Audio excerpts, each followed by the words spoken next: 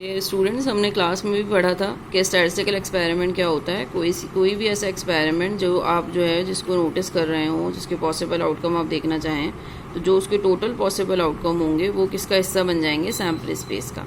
इसके लिए आपको एग्जांपल्स दी गई हैं, जैसे कॉइन टॉसिंग एक्सपेरिमेंट। अगर एक दफ़ा कॉइन टॉस किया जाए तो उसकी सैम्पल स्पेस क्या बनेगी? हेड और टेल, जैसे कि यहाँ पर लिखा हुआ है। सिमिलरली अगर आपको कहा जाए कि कॉइन टॉसिंग एक्सपेरिमेंट के अलावा अगर डाई रोलिंग एक्सपेरिमेंट की आपको एग्जांपल दी जाए, जैसे कि आप लोग जो लूडो खेलते हैं उसके अंदर जो आउटकम्स होते हैं, जो फेसेस आते हैं, वो क्या क्या आते हैं? 1 2 3 4 5 एंड 6, ठीक है।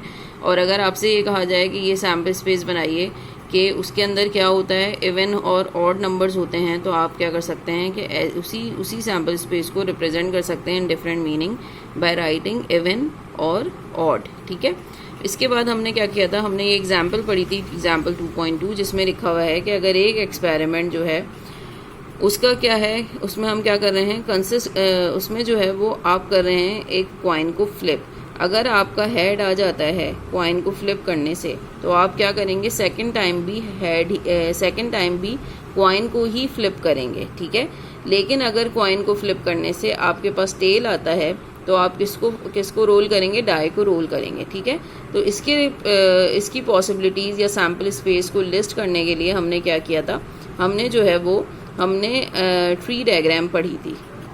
आप लोग देख सकते हैं कि इस ट्री डायग्राम में क्या दिया हुआ है कि अगर फर्स्ट आउटकम पर हेड आता है तो सेकंड आउटकम पर क्या होगा? सेकंड आउटकम आपका हेड आएगा या फिर टेल आएगा, और साथ ही साथ उसके सैम्पल पॉइंट्स लिखे हुए हैं। जैसे फर्स्ट सैम्पल पॉइंट लिखा हुआ है हेड, सेकंड सैम्पल पॉइंट लिखा हुआ है हेड टेल, ठीक है।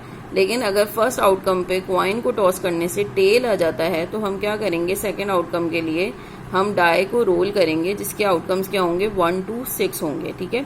इस तरह जो सैम्पल पॉइंट्स बनेंगे वो क्या बनेंगे? T1 T2 T3 T4 T5 and T6, ठीक है। इस तरीके से हम इसको लिस्ट करेंगे।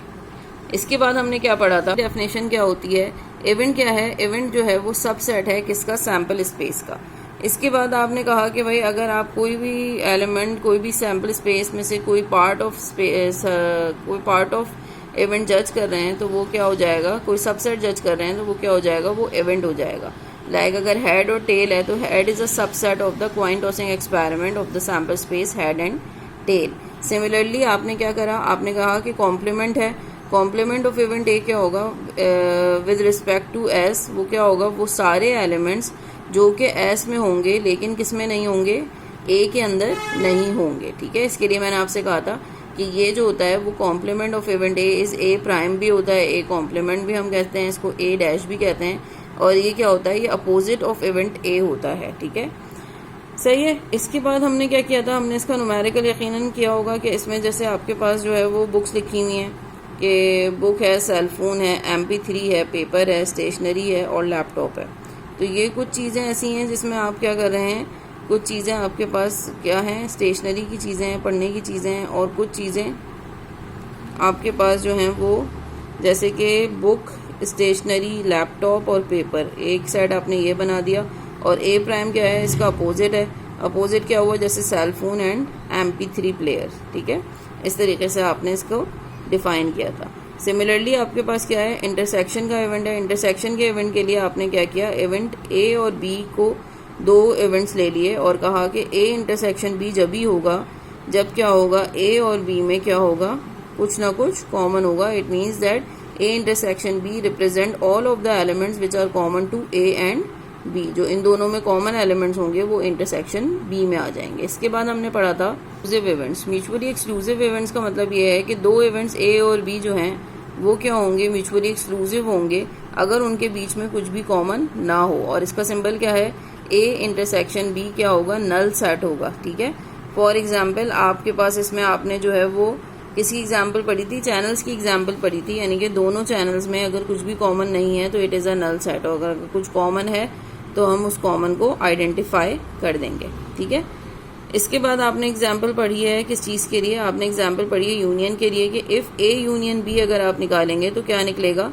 वो सारे इवेंट्स निकलेंगे, वो सारे मेंबर्स निकलेंगे, एलिमेंट्स निकलेंगे जो कि किससे बिलोंग करेंगे? या तो ए से करेंगे या बी से करेंगे या फिर दोनों से करेंगे। इसके लिए मैंने आपको बताया था कि इसमें हम लोग रिपीटिशन नहीं करते। इसके बाद हमने वेन डायग्राम पढ़ी थी कि वेन डायग्राम में ए इंटरसेक्शन बी का मतलब क्या है, रीजन 1 एंड 2 है, बी इंटरसेक्शन सी का मतलब क्या है, रीजन 1 एंड 2 है, ठीक है, 1 एंड 3 है। इस तरीके से हमने आगे पढ़ा था। आप अगर आपने नोटिस करेंगे तो इस वेन डायग्राम में आपके पास क्या है, 1 और 2 का जो रीजन दिया हुआ है, यानी जो मिडिल रीजन है सेट ए का और सेट बी का, ठीक है, हर सेट किससे रिप्रेजेंट कर रहा है, एक सर्किल से रिप्रेजेंट कर रहा है।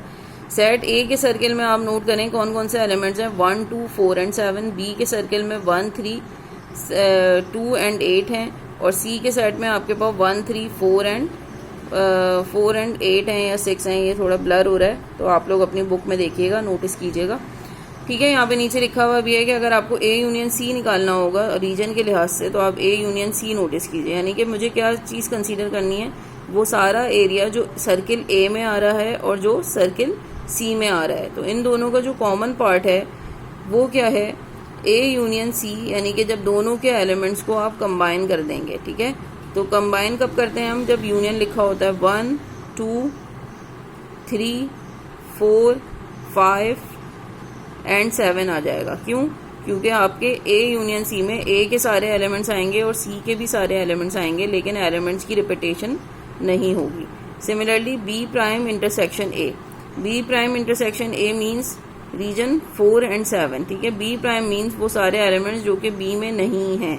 तो आप देखिए बी में क्या क्या नहीं है, बी में जो है वो आपके पास 4 7 और 5 नहीं है, बाकी सारे एलिमेंट्स जो हैं वो बी के अंदर हैं।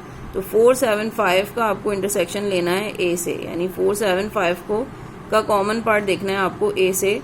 तो ये क्या हो जाएंगे, ये आपके पास सिर्फ और सिर्फ कौन सा नंबर आएगा यहाँ पर, 4, और आपके पास जो है वो common part B prime intersection A का क्या आ जाएगा आपके पास, 4 एंड 7 अकर हो जाएगा।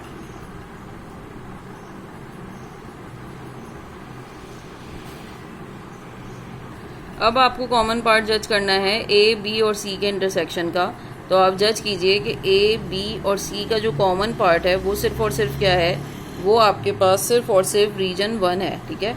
जहाँ तीनों सर्किल एक साथ नज़र आ रहे हैं आपको, वो एरिया कौन सा है, वो एरिया ये है, ठीक है। यहाँ आप देख सकते हैं कि सर्किल ए के अंदर भी ये एरिया आ रहा है, सर्किल बी के अंदर भी ये एरिया आ रहा है, और सी के अंदर भी वही एरिया आ रहा है, यानी कि जहाँ 1 है वो एरिया जो है वो तीनों सर्कल्स को रिप्रेजेंट कर रहा है और तीनों सर्किल में कॉमन है। तो इस तरह रीजन 1 जो है वो A intersection B intersection C का आंसर है। Similarly A union B intersection C prime में पहले क्या करेंगे, पहले आप ए यूनियन बी को जज कर लेंगे और फिर सी प्राइम को जज कर लेंगे, और जो इनके आंसर्स होंगे उन दोनों में कॉमन निकालेंगे। ए यूनियन बी में आप देख लीजिए, अगर यूनियन आप निकालना चाहें तो आपके पास क्या आ जाएंगे, वो सारे एलिमेंट्स जो कि ए और बी में मौजूद हैं लेकिन रिपीट नहीं होंगे।